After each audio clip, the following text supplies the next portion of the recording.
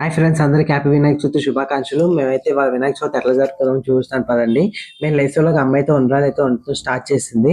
ఇంకా మేము కూడా స్నానాలు అయితే చేసి ఇంకా దేవుడికి ఫోటోలకి బొట్లు పెడతాం, గుమ్మకి తోరణాలు కడతాం. ఇంకా అవి స్టార్ట్ చేసాం.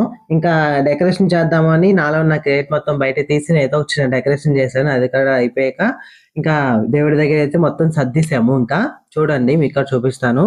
నేనైతే నిన్న నైటే తెచ్చేసుకున్నాం అనమాట. వర్షం వస్తుందని నైటే అన్ని తెచ్చేసుకున్నాం దేవుడికి కావాల్సిన సామాను. మాకైతే ఫుల్ వర్షం పడుతుంది. మీకు ఇక్కడ వర్షం పడుతుందో లేదో కామెంట్ చేయండి. ఇంకా మొత్తం వినాయకుడి దగ్గర డెకరేషన్ అయితే చేసి ఇంకా పూజ అయితే స్టార్ట్ చేశాను.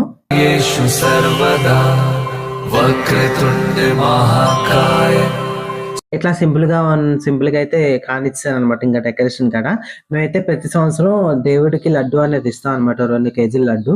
ఇంకా అది ఫస్ట్ మా ఇంటి దగ్గర పెట్టి తర్వాత దేవుడి దగ్గర అయితే ఇచ్చాము. చూపిస్తాను పదండి. అది కూడా మీకు ఇంటి దగ్గర పూజ అయితే అయిపోయింది. ఇంకా షాప్ దగ్గర కూడా పూజ చేసి ఇంకా ఇంకొన్ని ఇది మా గల్లీలో వినాయకుడు. Thank you for watching.